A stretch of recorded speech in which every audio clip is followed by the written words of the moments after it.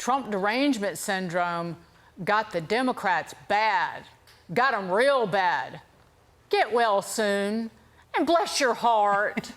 Let's bring in former Michigan gubernatorial candidate Tudor Dixon. I went to the University of Tennessee. I know what that means. Yes, bless and it means exactly what you think it does. Exactly. I'm well versed. Tudor, great to see you.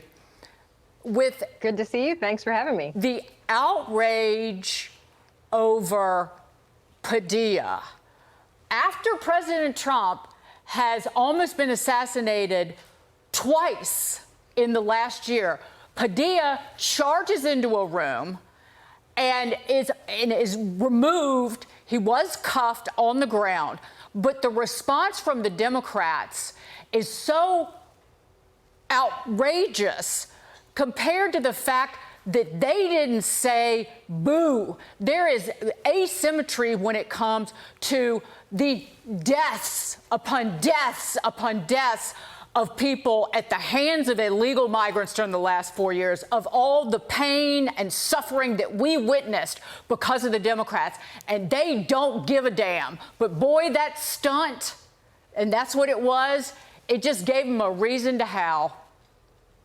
Right, but Dagan, you hit the nail on the head. They all know that the Trump administration is facing people who want to not only go after the president, but want to go after his cabinet. The president had 2 assassination attempts on his life. So, of course, their security is going to take this seriously, which all the Democrats know. Schumer knows it. Padilla knows it. Every one of these people knew that if he came in there and charged the podium like that, it would be taken seriously and he would be taken out. Even if he's yelling that he is a senator, as a senator, he actually has the ability to contact the secretary's office and have a civil discussion with her. He wanted, just like Chairman Comer said, he wanted his MSNBC moment. He wanted to go viral. He wants us to be talking about him right now. But what the American people need to know is that it's exactly what you said, Dagan. It is a stunt to get attention, and yet it leaves the people of California and the people of the United States in danger because he's fighting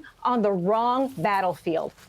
Well, also like the arrogance of it, right? That he thinks he can just waltz in to a press conference like that. I want to get you on this. Speaking of decorum, no one has more of it than Treasury Secretary Scotty B. But that didn't stop Congresswoman Stacey Plaskett from trying to berate him. Let's watch this together. Ma'am, that's incorrect. Excuse me. Let me get something straight with you first here. I've seen you interrupt everyone. When you come to someone's house, you respect their rules. And in this house, we don't interrupt individuals. You will refrain from speaking, sir, until I am done. I look forward to responding. I am done, and then I will give you time to speak, okay? Look forward to the facts. Thank you. She received backlash from that, rightfully. So here's an actual post from her responding to the haters on X, and we cannot read it out loud because it is that vile. But you can get the blurs. You can read into what she's saying, but she's bragging about her lady parts because she's postmenopausal. Lisa, you pick it up from here. Yeah, I mean, Tudor, we've seen the left. I mean, they've literally gone insane. I mean, the Trump derangement syndrome times like 1,000 since the election. But they think that this is what their base wants.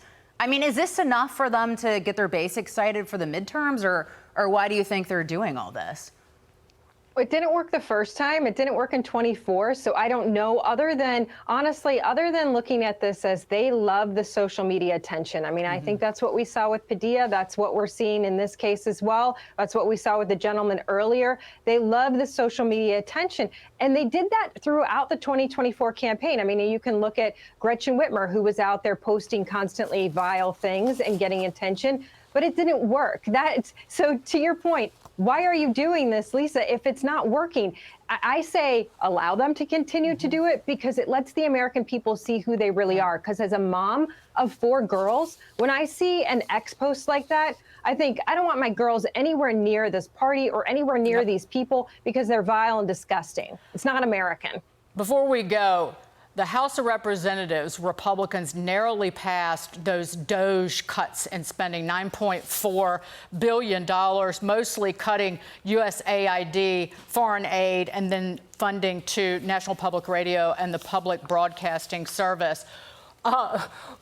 Whip Emmer and Speaker Johnson managed to flip 2 votes, including Nick LaLota in New York, and passed it. It was astonishing. It was a win, though. A huge win, for, especially for the media, because it takes away one propaganda arm from the Democrats. Now, not that I don't think they're going to get funding, because that's the thing, they will, but it takes away their power of stealing our money and then spreading propaganda. So I love that. Also, you just posted a whole laundry list of things that the American people should not be paying for. And finally, people are coming to their senses. And now this will be codified in law. This will become a bill that will be signed. This is exactly how it needs to be done. It has to go through Congress. The president can't just do executive orders. We have to depend on the representatives of the American people. Thank you, Tudor Dixon. Great to see you.